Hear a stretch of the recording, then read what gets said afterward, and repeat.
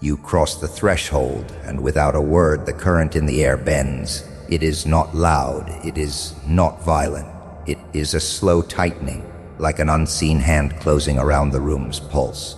Faces shift by fractions. Some eyes flicker toward you and retreat, as if contact costs them something. Others hold, but not for long, because the longer they look, the more they feel something in themselves being measured. You don't smile, you don't hurry. You stand as you are, and still the weight spreads, settling into the bones of the walls and the backs of their throats. Before, they spoke freely.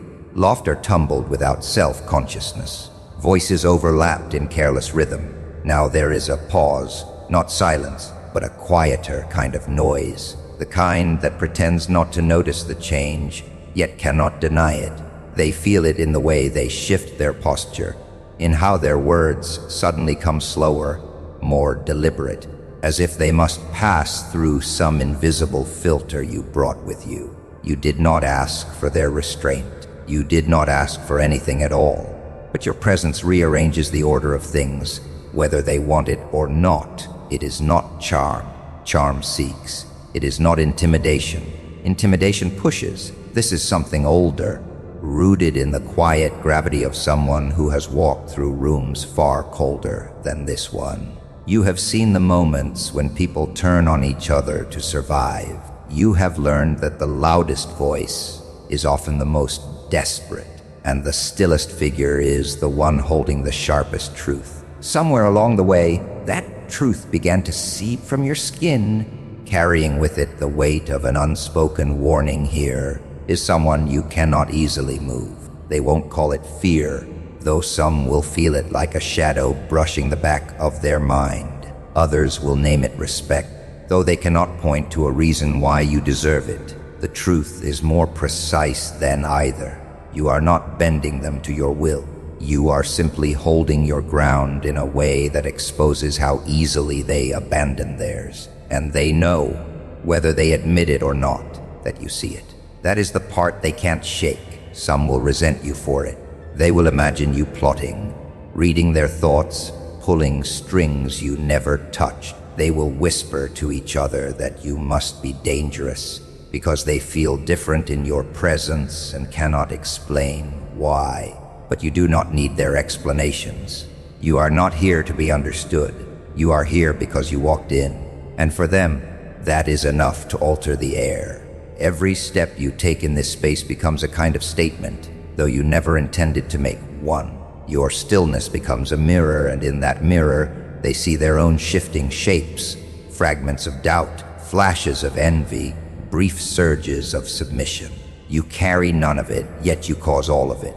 And when you finally speak, if you choose to, your words will land on ground already cleared of noise, already tuned to your frequency. Because before you opened your mouth, the room had already decided to listen. You learned early that words were rarely honest. The ones who spoke the loudest carried the weakest truths, and the ones who whispered often hid knives behind their tongues. You were a child in a room where every sound was calculated, where silence was never absence. It was a blade held just out of sight. You stopped trying to speak into the noise. Instead, you listened. You listened until the gaps in their sentences became louder than the sentences themselves, until the tremor in their breath told you more than their promises ever could. That was the first time you realized power wasn't in controlling the conversation. It was in knowing when not to play. There was a winter evening when the lesson sharpened. A door closed, and you heard voices on the other side speaking of you as though you were a problem to be handled, a shadow to be cornered. They thought you couldn't hear. They thought you were too young to understand. But every word, every pause, etched itself into you. Something shifted, not in anger, but in alignment. You stopped seeking their approval. You stopped asking for permission to exist.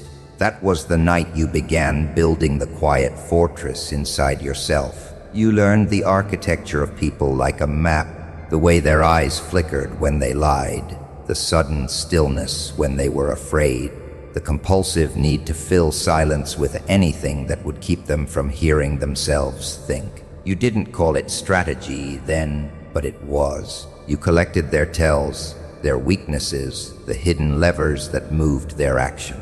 Not to use them, not yet, but because knowing was safer than trusting. Knowledge was your weapon, and no one suspected you were armed. The others mistook your stillness for shyness, your restraint for submission.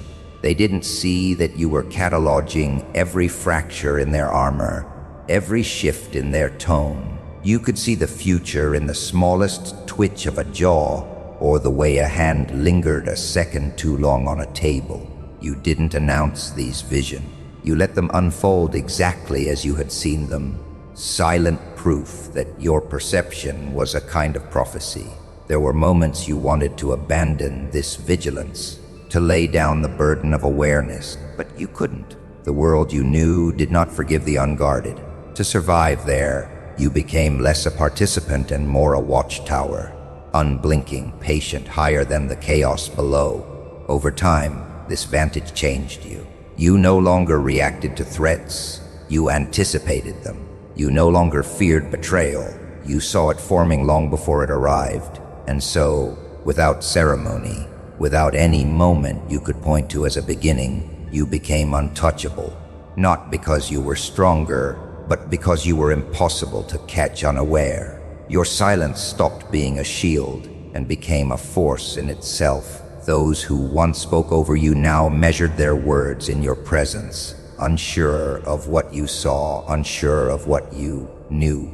They could not name it, but they felt it. This quiet gravity that bent them without a single command. You never told them where it came from. You never would. They never saw you arrive. Not truly. They saw a figure crossing the threshold, but what entered was something older, heavier, more certain than flesh and bone. Without a word, the balance shifted.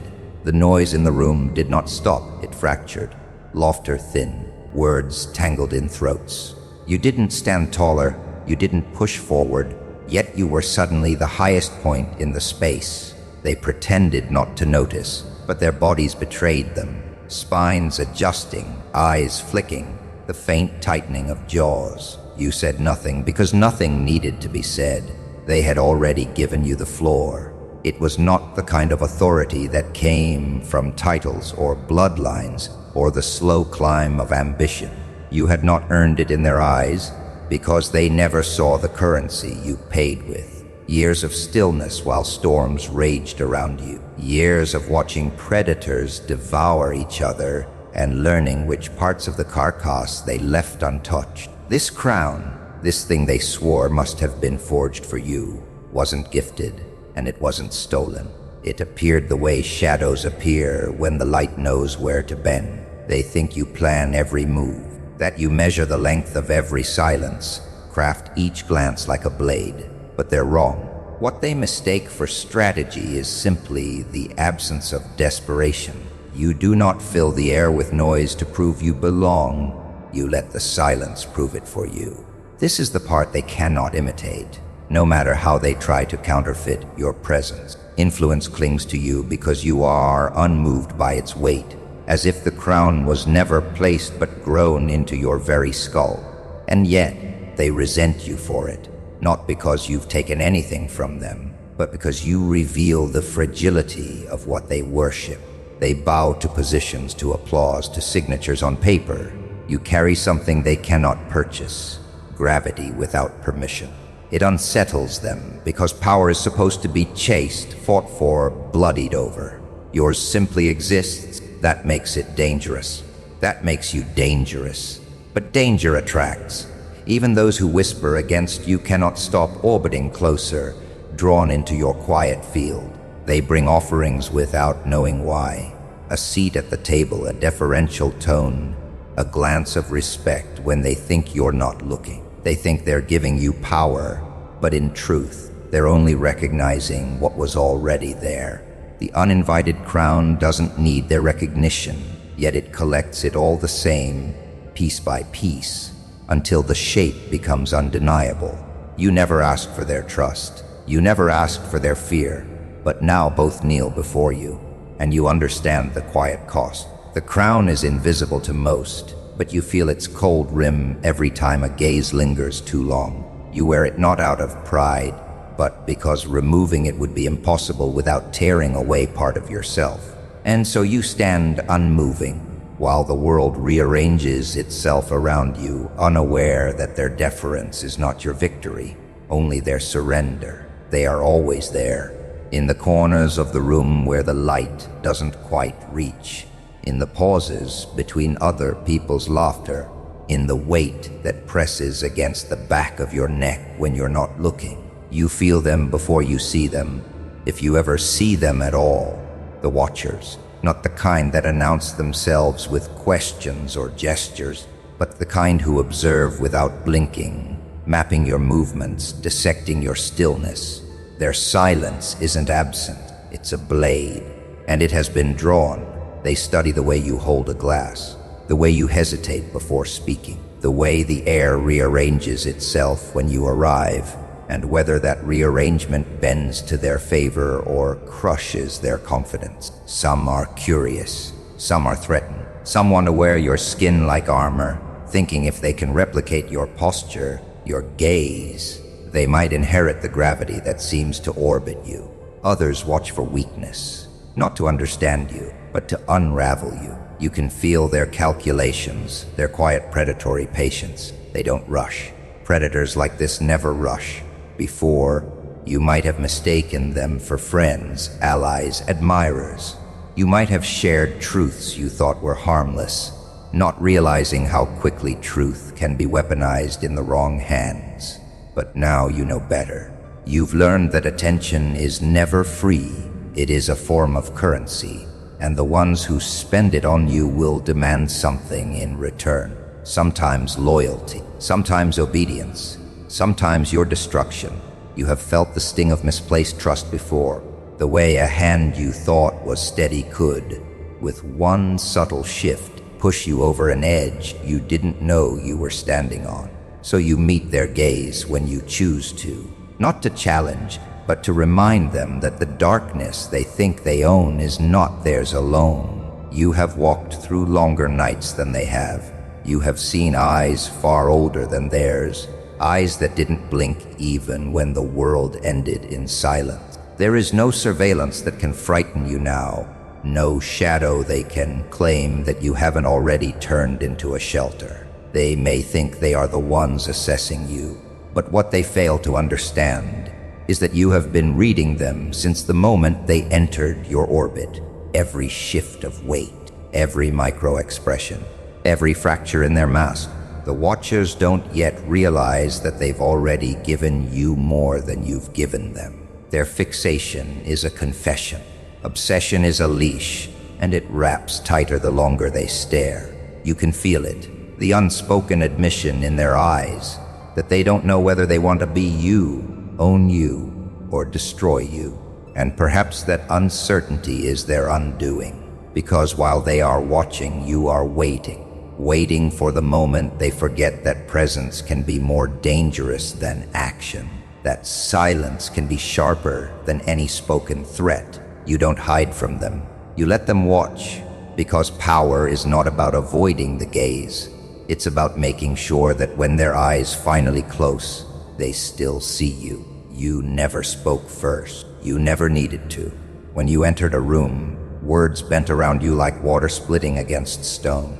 It wasn't something you rehearsed. It was something older, carved into you by years when speaking meant revealing too much, and revealing too much meant losing everything. They think command comes from volume, from being the loudest voice. But you know the truth. Command is born in restraint, in the pause between someone's sentence and your answer, when they realize they've already revealed more than they intended. Your stillness is not passive. It is the tension before a storm.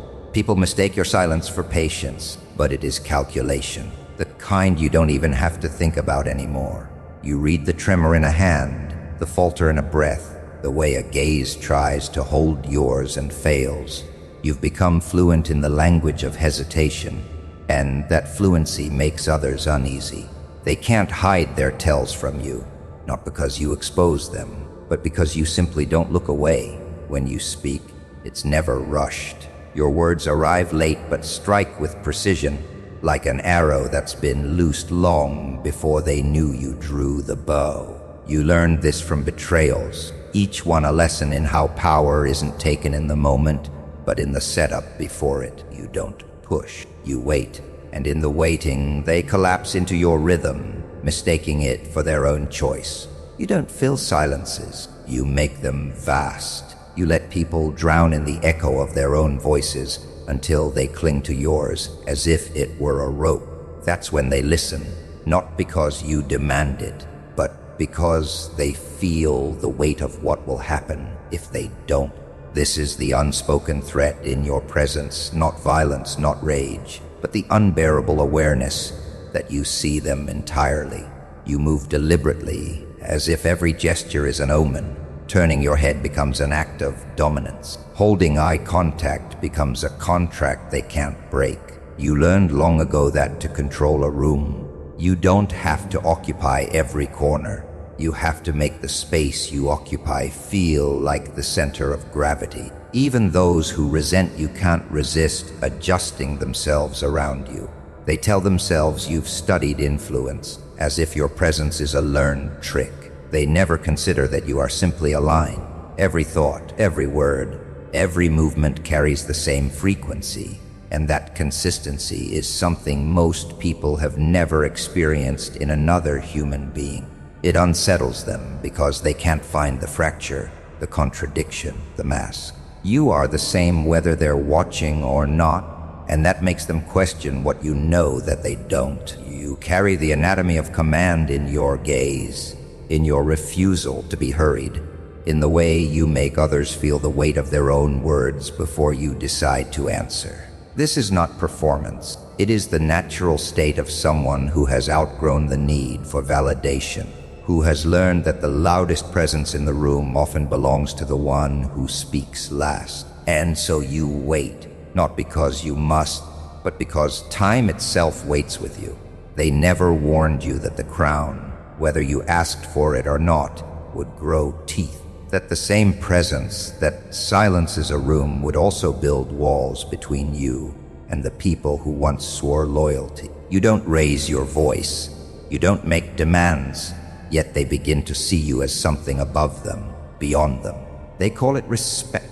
You can taste the fear in it. You notice the way their eyes avoid yours just a fraction too long, as if staring would expose them.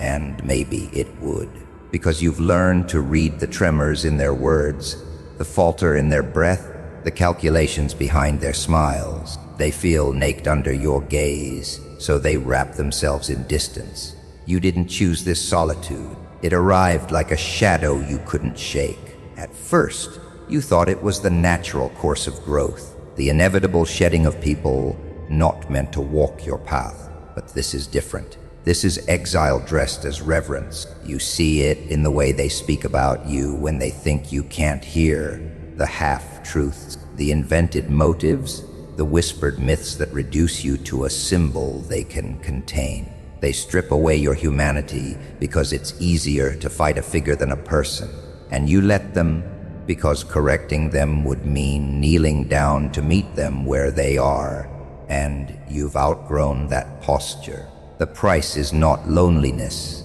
it's something sharper. It's the slow erosion of trust. You learn that no one approaches you without a calculation hidden somewhere in their request. Allies become observers, observers become opportunists, and opportunists wait like carrion birds for the moment they believe you'll falter. The air around you grows heavier, not because of what you've done, but because of what you represent to them, a standard they cannot reach, a mirror they cannot bear to look into. Some nights you remember the days before this wait, when your presence was unnoticed, when you could slip into the background without altering the current. You didn't have to measure every word, every glance. Back then, vulnerability wasn't a luxury, it was a reflex. But power, even unclaimed, teaches you the danger of open doors. You begin to guard yourself in ways you swore you never would. Your silence is no longer just observation, it's protection. Your distance is no longer preference, it's armor. And yet, the irony is carved into the core of it. The very thing that isolates you is also the reason you cannot be touched. Your restraint becomes the sword they cannot parry. Your stillness becomes the fortress they cannot breach. But even fortresses have cold corridors. Even kings eat alone. You start to understand why ancient rulers feared poison more than the battlefield. Because the closer the cup, the closer the betrayal. In that quiet, you ask yourself if this is the cost of existing on your own term. The question lingers unanswered, suspended between the life you had and the one you carry now. You are not broken, but you are altered. And though they cannot see the weight, you feel every ounce of it pressing against the edges of who you used to be. It did not happen in a blaze of noise. It was quieter than that. The decision came in the space between breaths, in that hollow place where thought hardens into something irreversible. Until then, control had been a byproduct, a shadow that followed you without asking for permission.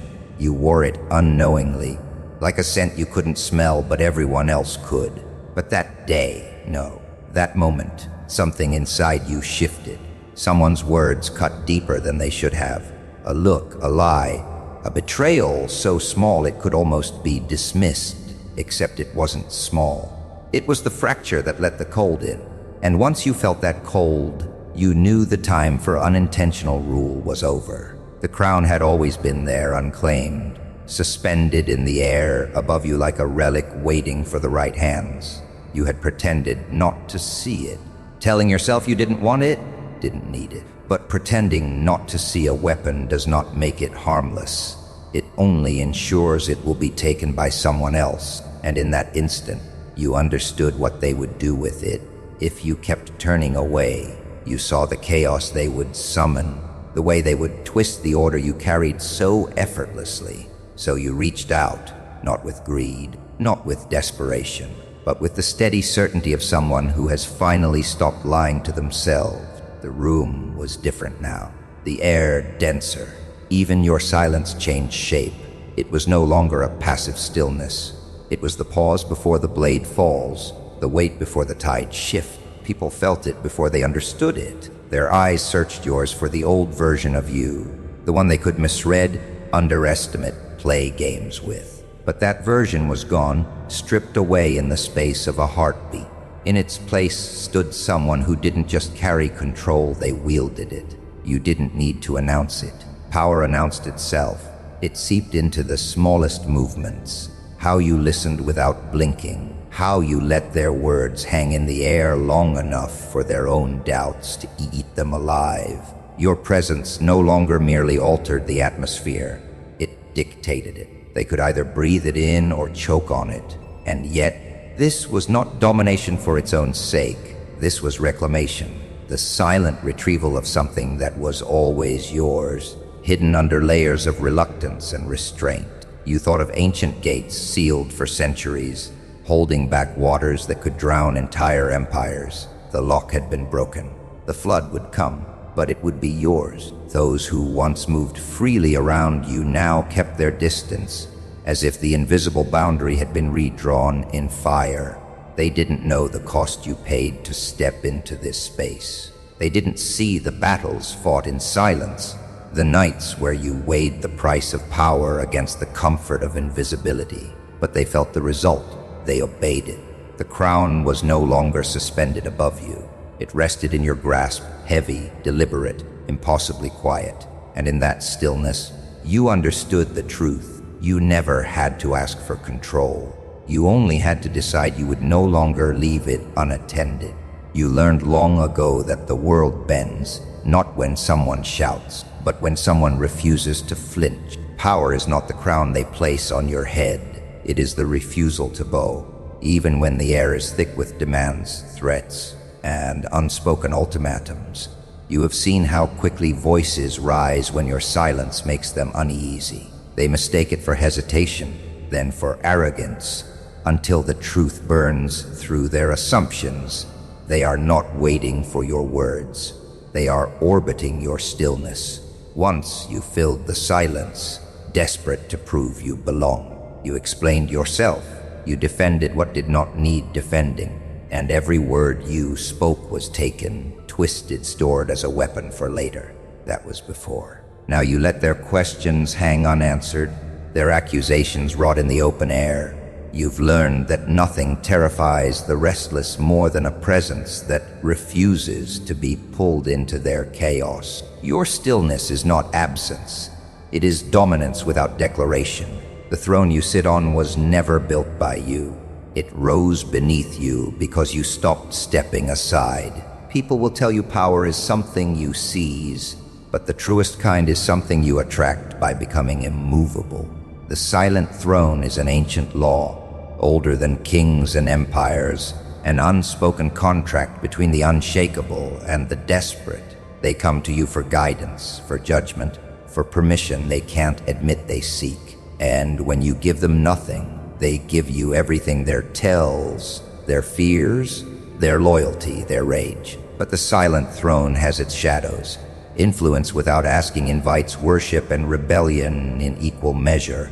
There will be those who kneel because they see you as inevitable, and others who sharpen their knives because your existence makes them feel small. You have seen both faces in the same person.